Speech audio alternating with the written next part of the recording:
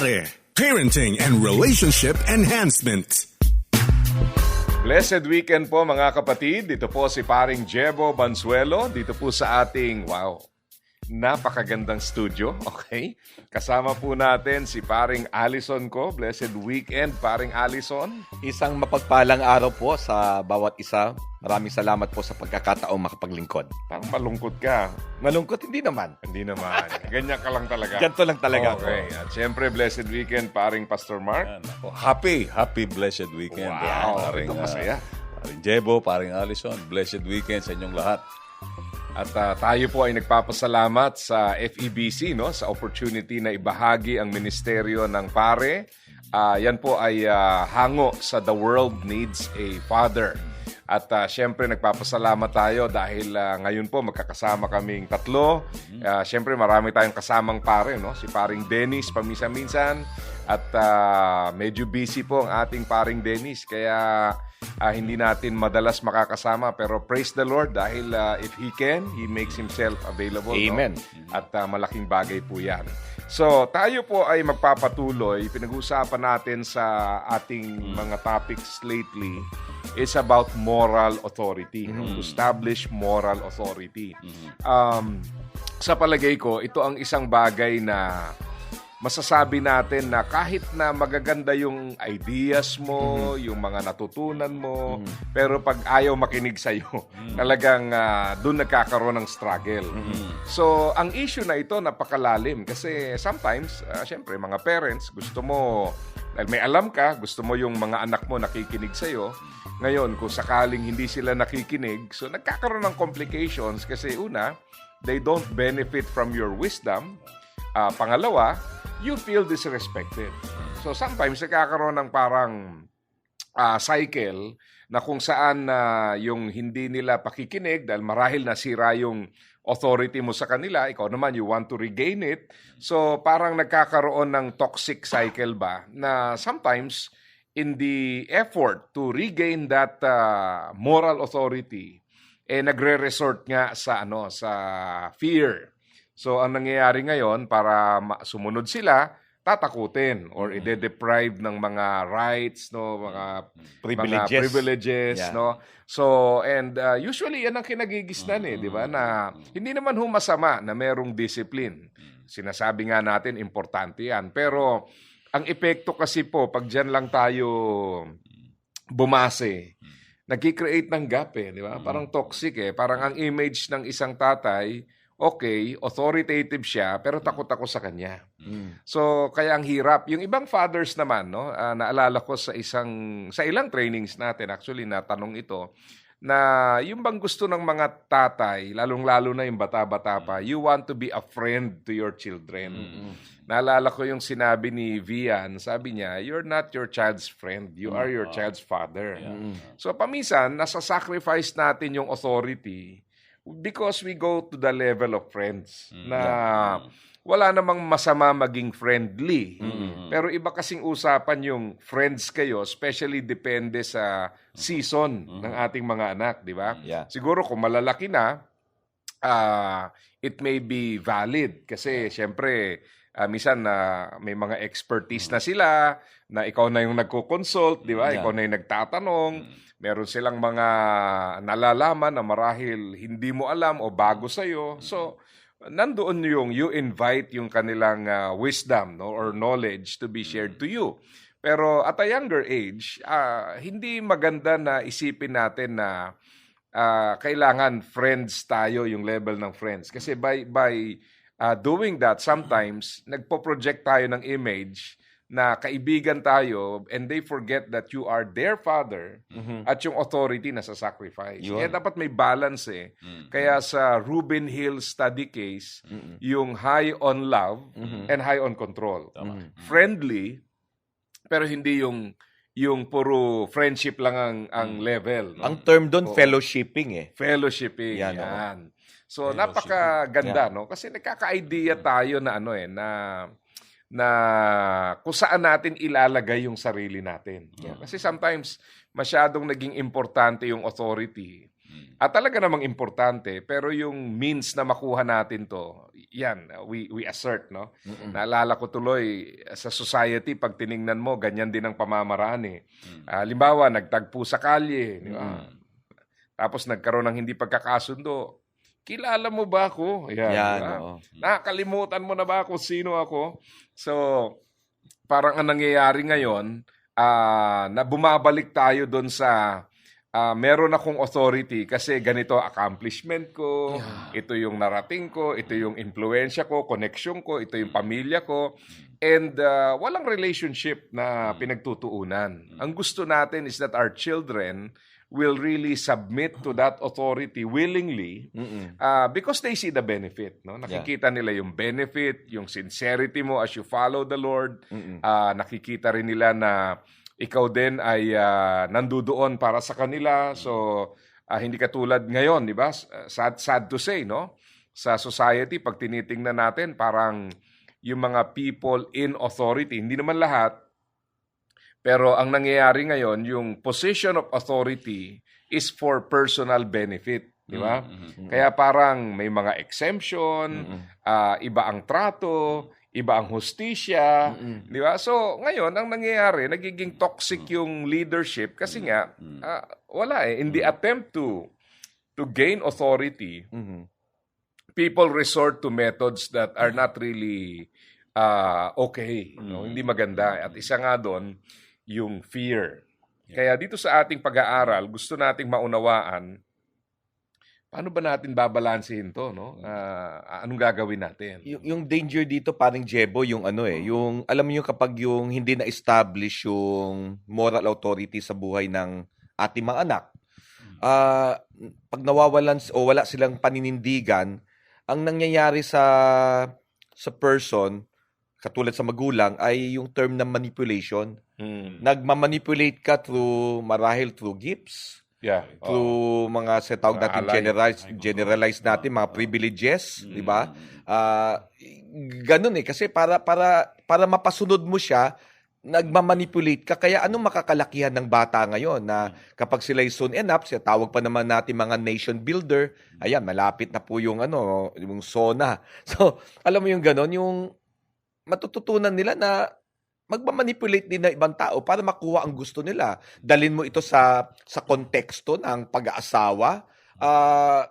Ang marriage should be a partnership. Pero pag nangyari po yun, manipulation ang gagawin mo para makuha mo ang isang bagay, whatever it may be. Kaya yun po yung danger ng lacking on moral authority. Kaya itong pinag-uusapan po natin ay lubha po itong napakahalaga sapagkat nais po natin iwasan yung takot na bilang basihan ng moral authority o ng pagsunod. Ganon din po yung sa isang banda, yung manipulation naman dahil hindi mo mapasunod, nagmamanipulate ka naman sa iyong anak. Yung alala ko nung previous episode natin, di ba, pinag-usapan natin that moral authority intends to bring benefit to others. Yes. So, ang nangyayari kasi, yung sinasabi mo na kaya nakakaroon ng manipulation o pag-control kasi yung taliwas yun eh. Kaya mo ginagawa yun kasi gusto mo, it will benefit you. Yes. Diba? Hindi mag-benefit yung anak mo. So pag ang iniisip mo, paano mag-benefit yung aking anak? Diba? Paano lalo siyang mapapalago? Paano mapapabuti yung buhay niya? Paano sasagana yung buhay niya?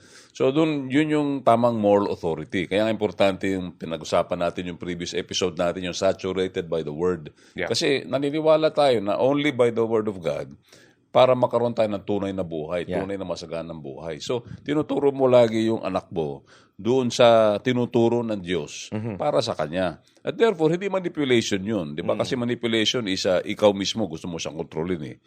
Kailangan humango siya sa salita ng Diyos at ang tinuturo natin, naniniwala tayo na yun lamang ang makapigay ng tunay na buhay sa Kanya. At nakikita niya na yung authority mo nanggagaling hindi sa iyo kundi sa Diyos.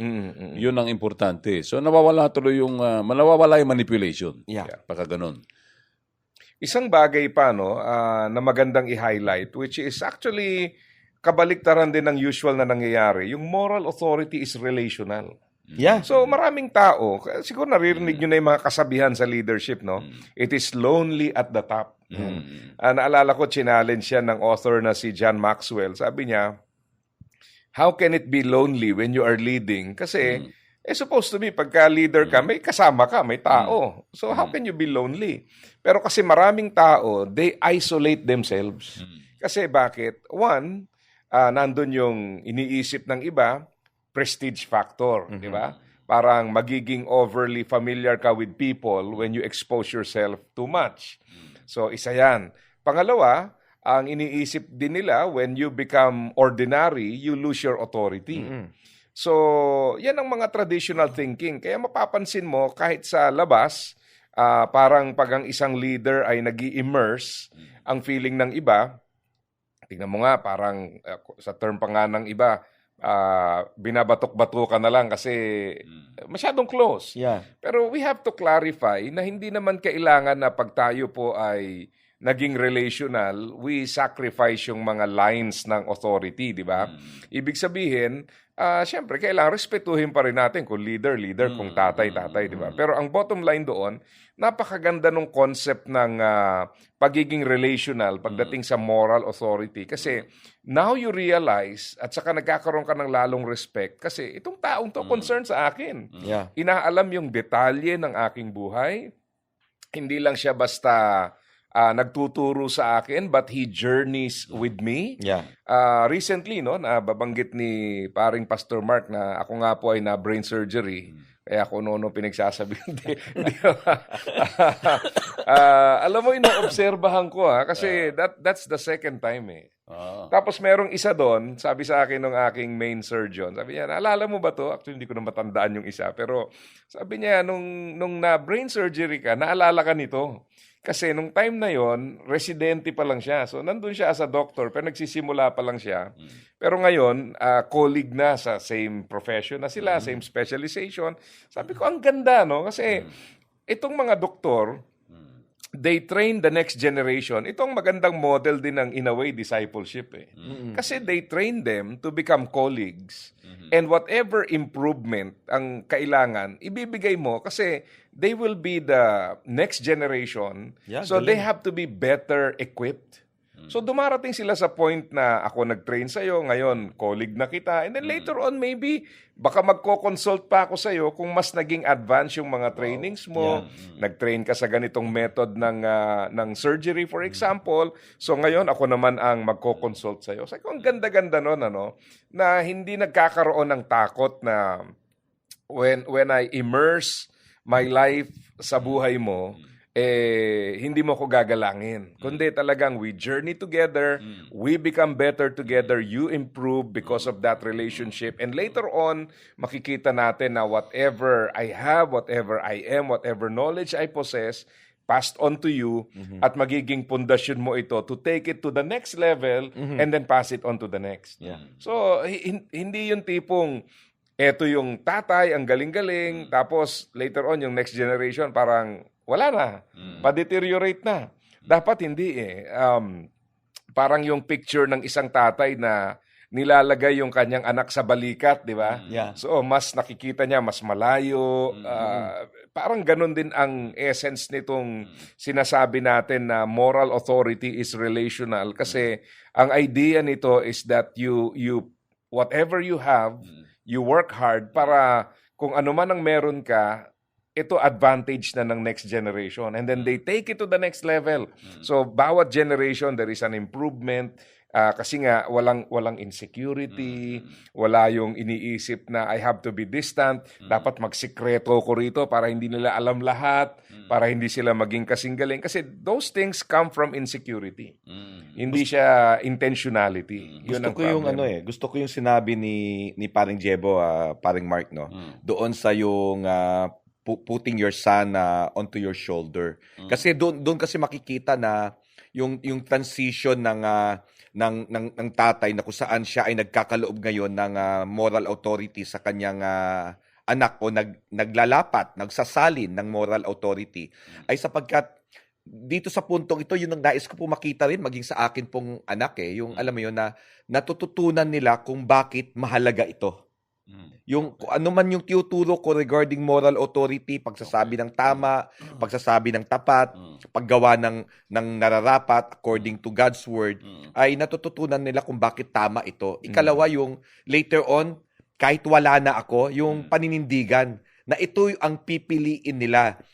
With many choices given in life, ito ang pipiliin ko. Yun ang nais ko pong makita sa aking anak. Kaya napakaganda, no, kapag ito yung atin pong napaglingkod po o naipagkaloob sa ating anak, makikita mo, no, na they now understand kung bakit mahalaga yon, and coming to a position wherein kapag dumating yung point na yon, pipiliin nila yung tama.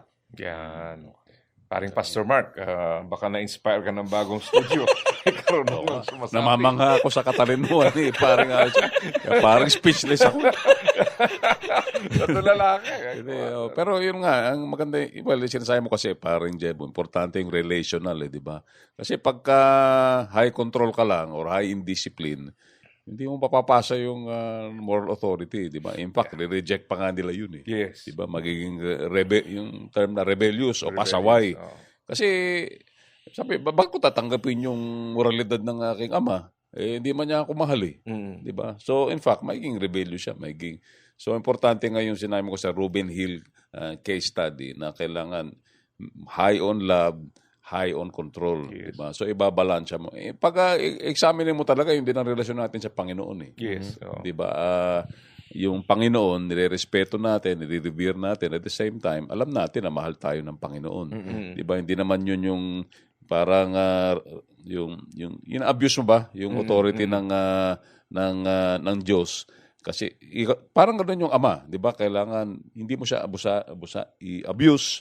Respeto mo, may takot ka, 'di ba? Yun eh. May holy fear ka eh. May holy reverence, may takot ka kasi ni-recognize mo na may otoridad siya at hindi mo siya binabastos. At the same time, alam mo, secure ka na mahal na mahal. So pagka ganun, talagang it will really pag the time na i-pass on mo na, let's say ipapass on mo yung baton sa anak mo o matanda ka na, ano yun eh, magandang larawan yun eh. Yung talagang yung legacy na iniwan mo, tuwing naalala niya yung mga bagay na, yung desisyon na ginagawa niya sa kasalukuyan, ginagawa niya kasi meron siyang mga memories na yung aking tatay, di ba? Minahal ako, tinuro sa akin ito, at therefore, pinagpapatuloy ko lang, di ba? Pinagpapatuloy ko kung ano yung tinuro niya sa akin. Napakagandang bagay, no? Kasi nabibigyan tayo ng perspective, no? Na minsan yung mga nakikita natin sa paligid nga at saka yung ilang mga leadership principles na para bang ang dating nga is if you spend time with people, you lose your authority. Pero dito baliktad, ano? If you spend time with them, you develop sincerity which adds to your authority. So napakagandang bagay. Ngayon, gusto rin nating i-highlight na yung pagiging relational kasi hindi madali. Una, may mga tao na they are wounded, no? May mga tinatawag na wounds na sometimes itong mga wounds na ito prevents us from being relational. I think maganda isingit din natin to kasi hindi lang to mga salita na okay, be relational, okay, pag-uwi mo relational ka na. Some people really struggle, no, with itong tinatawag nating emotional intimacy, no, because of the wounds that they carry. So sa ganung mga sitwasyon, paano ba natin ma-identify na ito ba ay wound o ito ba ay pride lang o is it something na kaya ko ba talaga o how do we navigate dito kasi may mga tao gusto nila pero hindi nila magawa eh. Naalala ko, no, para lang malagay sa perspective. Minsan may mga trainings na sasabihin ng mga trainees, yung tatay ko, tahimik lang yan. Mabait.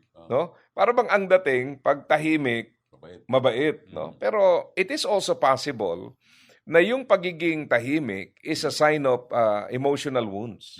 Na yung capacity for intimacy ay wala doon. Kaya paminsan, makikita mo na to be silent is the easiest thing to do. So, hindi ito intentionality na parang magiging tahimik na lang ako to become a better father, para maging mabait. Pero actually, pwede ring maging sign ng passivity na pinakamadali para sa kanya is not to face the wounds but submit to the wounds, no, and not deal with it. So sinasabi po natin to dahil if the wounds incapacitate you from yung intimacy, mapanganib po yun. At ang susi po doon is not more learning but rather more healing, no? Yun ang kailangan. Kasi pagka aral tayo ng aral, wala namang masama dyan. Pero kung ang issue talaga ay healing, then that should be addressed. Hindi sapat na may natutunan lang. Ang question natin ngayon, ba't di ko ma-apply? So, based dun sa ating natutunan, sa ating trainings, merong mga wounds that really come from we call them the mother and father wounds, no? Yeah. Na imagine as early as age 0 to 1, no? 0 to 1. Isang taon pababa. Pwede nang merong mga wounds na nangyayari doon at yung wounds na yon has to do with trust or distrust, no? Na ang nakakatakot doon siya nangyari sa age 0 to 1. So, may naalala ba kayo nung age 0 to 1? Wala. No? Kahit bago yung studio, wala na. Wala talaga. Hindi makuha ng inspirasyon ng studio. Wala. Pero wala, di ba? Pero, base sa pag-aaral, we can be wounded sa ganong stage. At yung wound, ito pang mabigat, does not stay in that stage.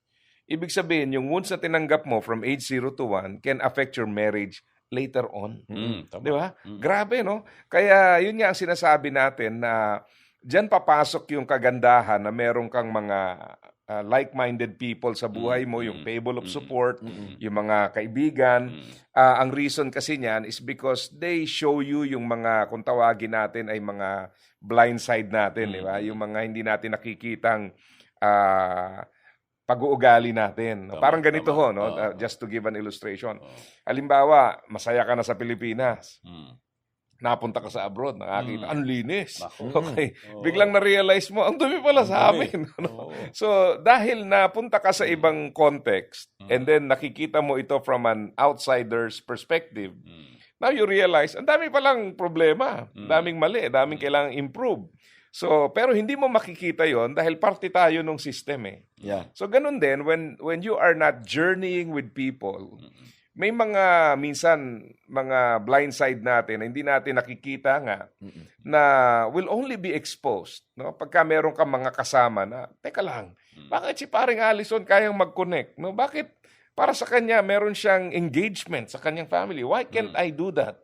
So, di ba? Na-realize. Alam mo, paring Jebo, paring Mark, itong usapin kasi ng wounds revealed, wounds healed, which is under ng pagkasama, bahagi ng ating pagtuturo no sa The World Needs a Father, ay hindi kasi siya simple kasi may mga, kung mapapansin nyo at maalala ninyo, may mga sinasagutan po ang mga participants may mga sinasagutan po tayo at doon nare-reveal yung binabanggit ni paring Jebo kanina na kung saan yung 0 to 1, bahagi po kasi yun ng every season counts, na kung saan yung 0 to 5 ay yung mother impact years. Yung 0 to 1, yung lacking of emotional intimacy, ay talagang nagkikreate ng sugat, no? Unconsciously sa buhay ng isang bata.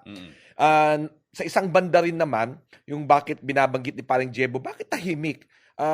Mabait naman ng tatay ko, tahimik lang. Kaya lang, sa pagiging tahimik nga niya, hindi niya mai-apply kung ano mga nararapat na kailangan niyang i-apply sa kanyang pamilya. Kasi pwede naman magmula iyon sa father impact years from 6 to 11, na kung saan mga around edad na mga 6, nakikitaan dapat tayo ng moral authority kasi medyo mulat na po ang isip ng bata at the age of 6.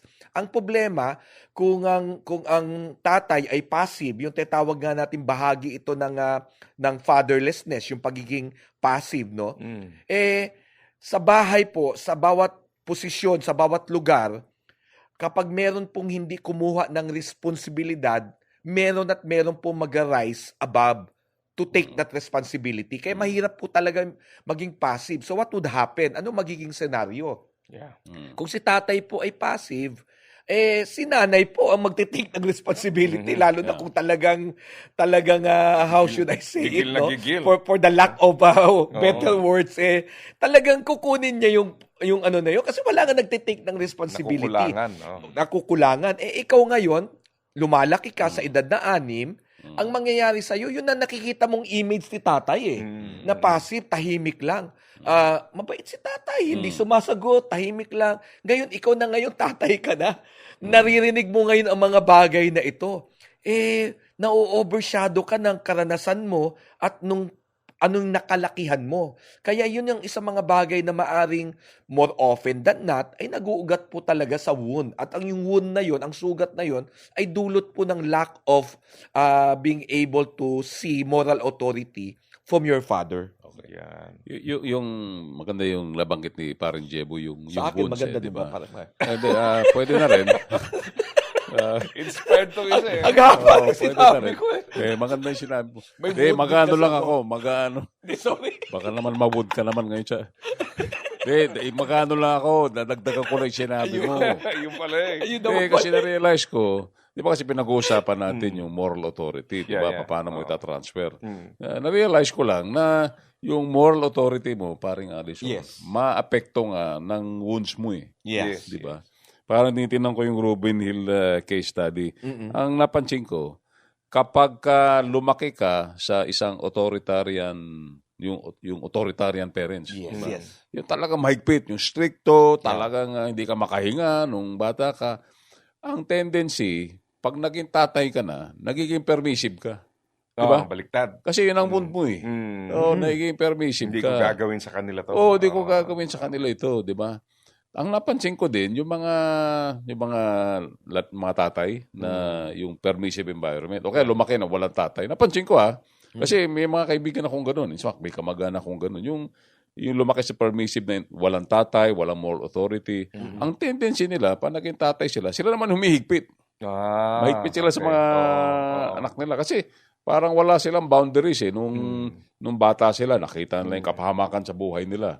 Ngayon, nung nakaanak na sila, masyado silang mahigpit, di ba? Meron pa nga akong isang kwento, ito nakakatawa eh, isang tatay, talagang,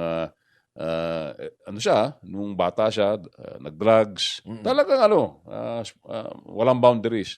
Maraming kalokohan, maraming relasyon. Ngayon natatay na siya, ang higpit dun sa anak niya. Sabi ito nakakatawang kwento eh. Tatawa na ako. Hindi, nakakatawang kwento. Kwento pa eh. Pag pinagagalitan niya yung anak niya, yung anak niya, sinaslam yung Door. yung door. Dadabog. Dadabog, oo. Ganun. Galit siya. Talagang authoritative siya eh. Galit siya. Authoritative. Alam mo ginawa niya? Inanscrew niya yung pintuan. Ngayon, wala ka ng pintuan. Tinanggal yung pintuan.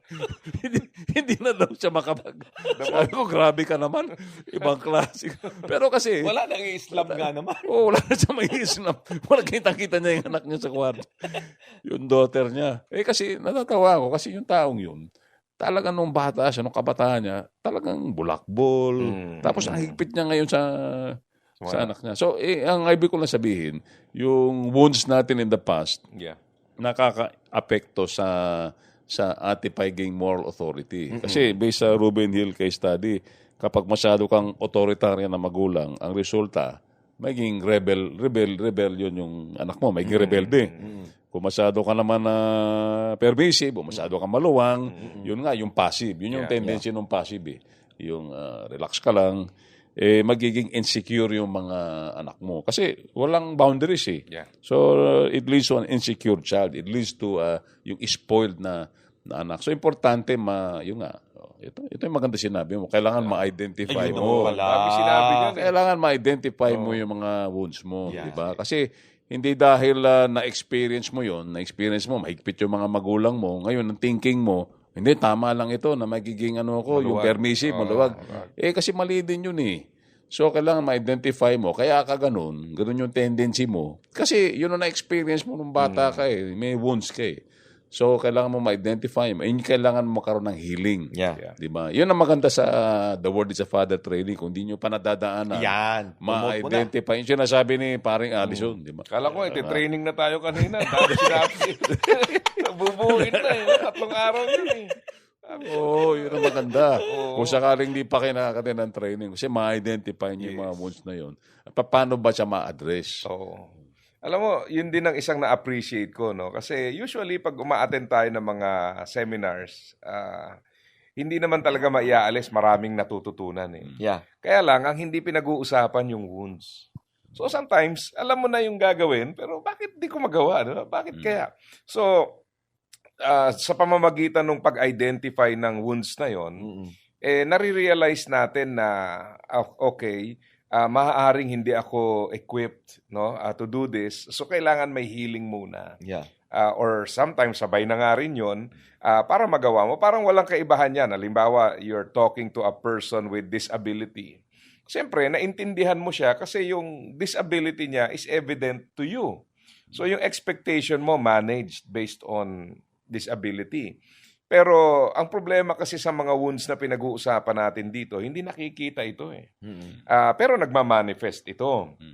Kaya paminsan, ang nangyayari tuloy sa attempt mo na magkaroon ng moral authority, tapos pag hindi ka sinunod, tapos may wound ka pala, lalo ka nagalit sa mga anak mo kasi mga walang respeto, di ba? So sometimes, lalong in the process, lalong napapasama kasi nga, hindi natin na-address yung reality that as we fulfill itong mga task na ito, it is also possible na meron tayong wounds, no? Na kaya pala yung iba find it easy na gawin yung isang bagay because they're not wounded in that area. Yeah. Ikaw naman, nag-struggle sa ganong area kasi maaari meron kang wound sa ganong area. At kagaya po ng nasabi natin, yan ang advantage pag meron tayong community, which is also what we promote, no? Yeah. Na mahalaga yung nabanggit ni paring Pastor Mark, I think last episode natin na you surround yourself with like-minded people, yung level 2 natin, no?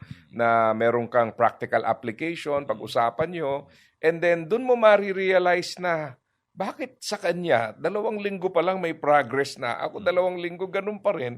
Maybe baka merong pinanggagalingang wound na that incapacitates you from doing what needs to be done.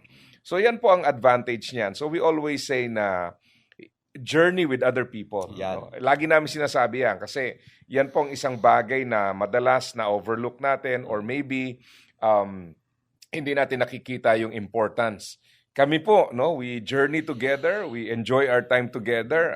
Hindi po kami nandito sa harapan ninyo para lang magbigay ng impormasyon. But really, we are journeying together. Pag kami po ay magkakasama, pinagchichismisan namin yung hindi namin kasama.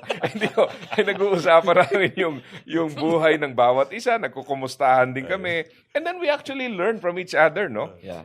Napakaganda yun eh. So, yan po. Yan din ang challenge para sa bawat isa. So, if you're interested to have a community, maybe we can connect you with people na malapit sa'yo or maybe we can have a training in your area. Palagi naming sinasabi, you can reach out to us by going to our Facebook page, The World Needs a Father Philippines Facebook page, or if you want to check the international community, theworldneedsafather.com.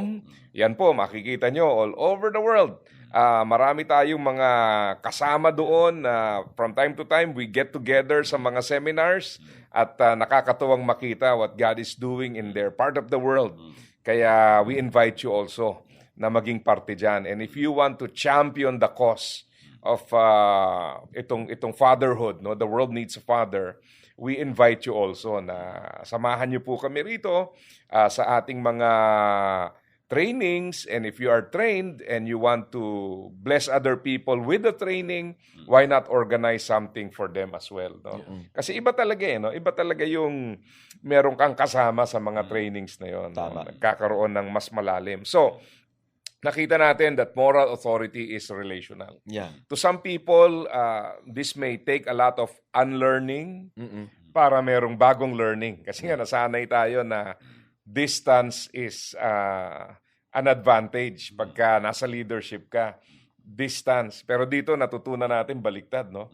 kailangan relational. So you cannot be relational and distant at the same time. Para hindi maging obvious daw yung flaws, kaya distant. Oo. Kasi nga, ang feeling natin, once na nakita yung weaknesses, Yes. ah, Vulnerable ka na. nawawala, no? You will become vulnerable. Nawawala yung authority. Yeah, oo. At yan naman ang kagandahan ng sincerity. Kasi, intentionally, you show them your weakness and telling them na, I want to be better, so help me in my weakness. Nagmumula na naman yung parang Jebo sa lacking in conferring identity. Oo. Marred and distorted ang identity mo. Kaya nagkukunwari ka ngayon. Yung projection mo lagi is, alam mo yung something na magaling ka, walang weakness. Ang tanong nga doon lagi, hanggang kailan ka magpo-project ng gano'n? Hanggang kailan mo kayang gawin yon? Oo. Kaya yun po yung danger po doon di ba?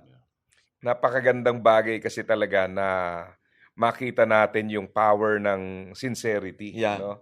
Na again, it's not about covering up your past or your failures or your mistakes.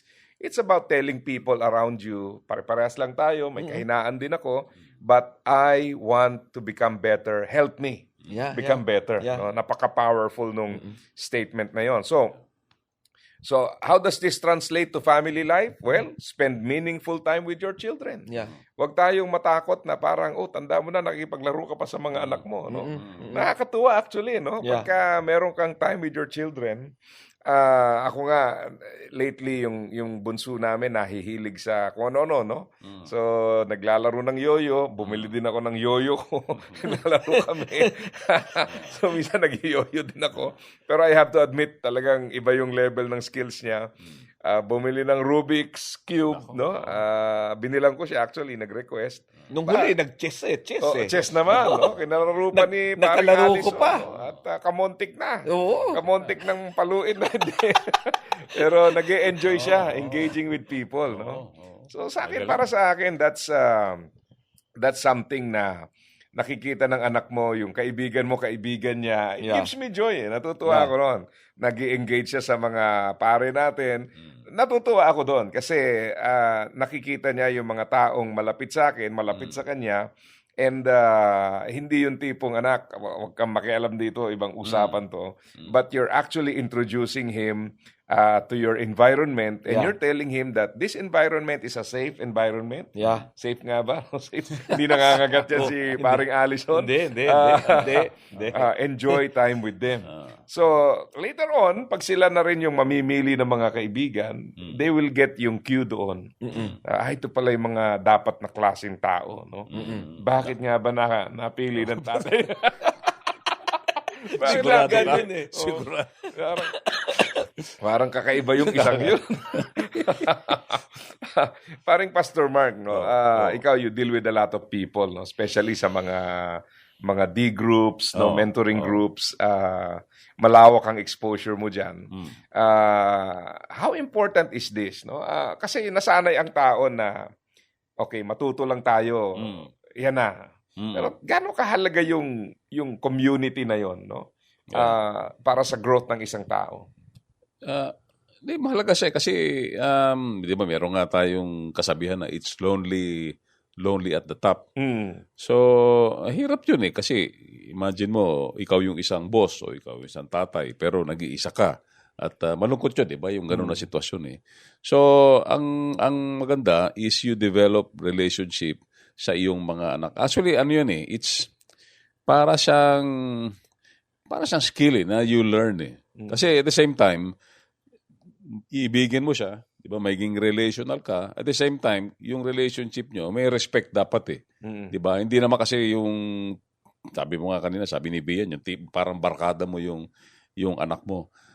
Meron healthy relationship So, importante siya kasi pinapakita mo unang-una na hindi ka yung magaling nakakamali ka. So, yung sinasabi yung sincerity or authenticity, na kung nagkamali ka, di aminin mo. Sabihin mo sa anak mo, pasensya ka na, nagkamali ako, nagalit ako, uminit yung ulo ko.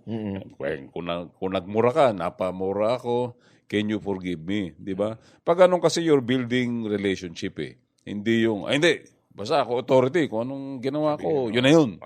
So, pag ganun, you're building trust na siya rin, paglaki niya, ganun pala ang taong may moral authority, di ba? Humble siya, relational siya, kasi inaamin niya kung nagkakamali siya, humingi siya ng tawad. Yeah. That's building relationship eh. And yun yung nagkakaroon ng trust, nagkakaroon ng, in other words, yung taong yun, yung anak mo, paglaki niya, maging ganun din siya. Yeah. Diba? He knows how to build healthy relationships with people around him. So, napaka-importante po nun. Kasi, yun nga, yung kasabihan na it's lonely at the top, hindi dapat ganun eh. Yeah. When you have a good relationship, ang isang nare-realize ko na siguro darating din yung panahon natin. Pero si paring Allison, malapit na eh. Diba yung, yung tipong pag senior ka na, Yun. yung parang pinapasa mo na yung baton mo sa anak mo. Yun. Diba yung, may natutunan akong recently, yung ganun, yung kailangan i-affirm mo din yung anak mo. Kasi may kausap akong isang senior citizen, paring Jebo. Yeah. Ang sabi niya sa akin, tinuro niya sa akin. Ang ganda na tinuro, I think kailangan natin i-apply sa the word is a father. Eh. Kunyari yung family dynamics. Yeah. Kasi di ba, kakasama tayo sa bahay. Oo. Usually, yung mga magulang, pag matanda na, let's say, mga 70s na or 80s, makasama. Kasi ganun ang family dynamic natin mga Pinoy, makasama sa bahay. Yung mga magulang, yung mga tatay, yung mga nanay, parang boss pa din sila. Yeah. Di ba? Boss pa din. Yan, yung mga anak nila, 40 na, may pamilya na. Pag nandun, boss pa din eh. Pinapractice pa rin yung authority. Ang sinabi sa akin, isang senior citizen, kailangan i-bless mo yung anak mo. Paano yun? Sabi ko, kailangan sabihin mo sa kanila na ikaw na ang authority dito. In other words, when you make a decision, I will trust you. Pare, very powerful yun eh. Na kunyari, ikaw yung tatay, na i-bless mo yung anak mo. In other words, kung kailangan mo ng consultation, you can ask me counsel. But whatever your decision is, I will respect it. Somehow, that's also transferring more authority. Kasi alam mo na ano ka na eh. Ayoko sabihin, alam mo, mamatay ka na. Diba? Malapit ka na dun eh. Malapit ka na dun eh. So parang bine-bless mo yung anak mo. Yeah. Sabi kong galing nun ah. Kasi para matiwasay yung relationship. Yes. Yung hindi yung takot pa yung anak mo, matanda na siya. Baka si daddy, baka magalit pagka ano. Sabihin mo sa anak mo, alam mo, matanda ka na. You have got what it takes. Diba? You have a good head in your mind. You have a good heart. Whatever decision you make, I will trust it. If you need advice, sige, lumapit ka sa akin. Bibigyan kita ng advice. Pero di-supportahan ko kung ano desisyon gagawin mo. Ikaw na mag-lead ng pamilya na ito. Very powerful yun eh. Sabi ko, maganda yun ah. Yung parang may phases ng life, di ba? Yeah. Pag nandun ka na sa... Of course, yun ang importante pag makasama kayo sa pamilya. Kasi nangyayari, nag-aaway-away. Di ba? Nag-aaway. Power struggle. Power struggle. Andun pa si tatay. Kukonsider mo pa yung desisyon ng tatay mo. Yung mga ganun. Of course, kailangan mo i-consider yun. Yeah. Pero malaking bagay na si tatay mismo, speak niya yun, sabihin niya, alam mo kung anong desisyon mo, susunod naman ako eh. Kasi parang nakikita rin na ako sa iyo. Ikaw na may hanap buhay, ikaw nang kataguyod ng pamilya na ito, appreciate ko yung pinoprovide mo sa akin. Ikaw na mag-lead ng pamilyang ito. Magandang yun eh. Magandang mga words yun eh. Yeah. Actually, yan ang mga natututunan mo pagka nasa isang group ka. No? You learn to open up. Kaya pag nasanay ka na halimbawa may mga group ka, kunwari, nag-open up tayo sa isa't isa, pagdating sa pamilya, it comes natural eh. Kasi na-open up mo na yung sarili mo sa ibang tao. So yung yung kasanayan na yon, you bring into your family, no? You learn from other people. So yung wisdom nila, so hindi mo na kailangan reinvent the wheel, ika nga, no? May application ka na nung wisdom na yon. Kaya yan po, we always say na mahalaga that you journey with other people. Kagaya ng narinig natin kay Pastor Mark, no? So inspired siya, excited na siya mag-senior talaga. Amen. Kasi maganda yung natutunan. So, wala tayo sa season na yun eh. Pero yung wisdom na yun prepares you for the time, di ba? Napakaganda yun. Hindi yung pagdating sa season na yun, mangangapa ka na lang at tansya-tansya na lang.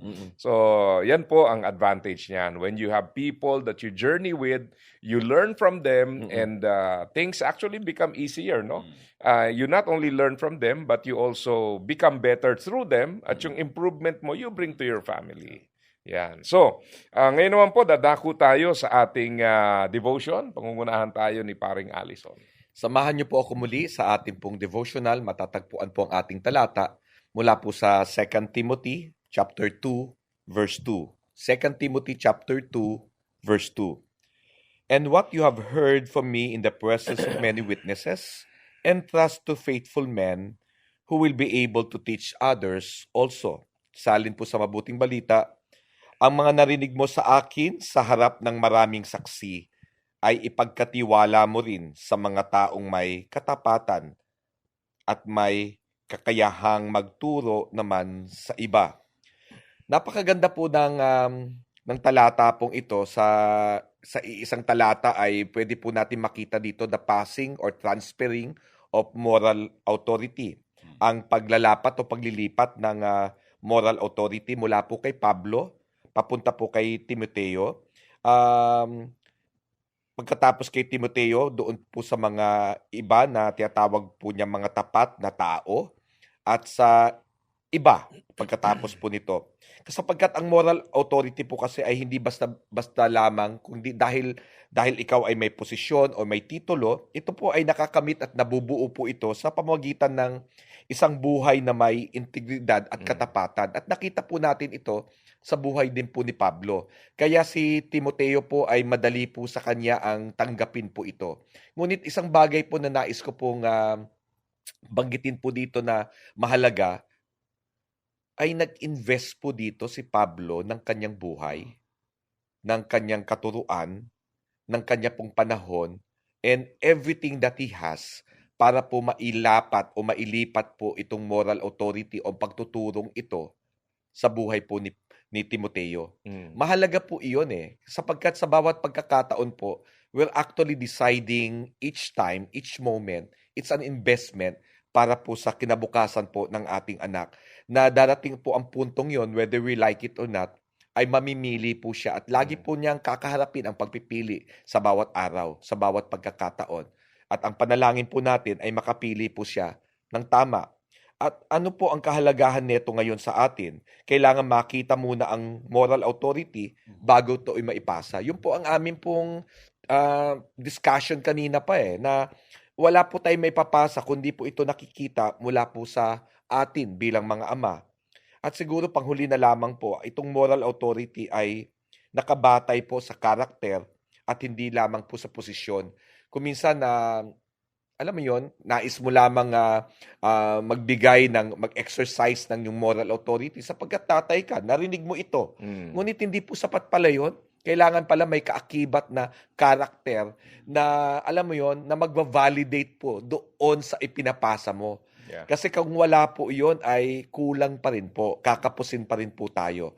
So nawa po muli sa mga simpleng mga pagtatalakay at talatang ating pong binasa mula po kay Pablo, papunta po kay Timoteo sa mga tapat na mga saksi at itong mga tapat na saksi ay nagpapatuloy pong ipasa rin po sa iba na nawa po ay yung po maging layunin natin, yung po yung hangarin po natin sa ating anak, sa ating po magiging apo at sa magiging apo po natin sa tuhod. Muli po, maraming salamat po. Okay, maraming salamat, paring Allison, sa mayaman at mabiyayang pagbabahagi. Ang ganda nun, yung passing on sa ibang tao. Kasi sabi nga, paminsan, ang tendency is to be selfish. Yeah. Ayaw nating ipasa. Pero napakaganda na whatever we pass on becomes the foundation for the next generation. Correct. And they build upon it. So they become better by intention. Yeah. Hindi yung natsambahan lang. So yun ang maganda. Kaya hamon po yan para sa atin na isipin nating maigi, ano yung pinapasa natin and are we actually doing it, passing it on to the next generation. So muli tayo po nagpapasalamat sa pagkakataong magkakasama. Salamat sa napakagandang studio natin, naka-i-inspire ng talino. Ibang klase. Kasi dito, malaki kasi ito. Maluwag, may space to think. Dati, magkakatabi tayo, yung naiisip mo, nararamdaman ko na. Yung talino mo parang nandyan na sa tabi ko. No? Hindi mo pa sinasabi, medyo parang lumilipat na sa akin. Pero ngayon talaga, natutuwa tayo. Maluwag, no? Maluwag. Hindi ko na nakikita yung iniisip mo. Biro lang po. Kami po yung nagagalak sa opportunity to minister to each one. And we also look forward na sana po dumating ang time, magkita-kita tayo, magkaroon tayo ng training. Kaming tatlo, no, kasama yung ibang mga kaibigan natin, ay really very excited to go to places na kung saan merong mga grupo who are very interested in learning about fatherhood. Pag-usapan po natin yan, reach out to us. Ano po? So muli, ito po ang programang Pare, kasama si Paring Allison ko, ang ating paring Pastor Mark at ang inyong lingkod, Paring Jebo. Nagpapasalamat po kami sa inyong pagsama. Pagpalain tayo ng Panginoon. Pare, Parenting and Relationship Enhancement.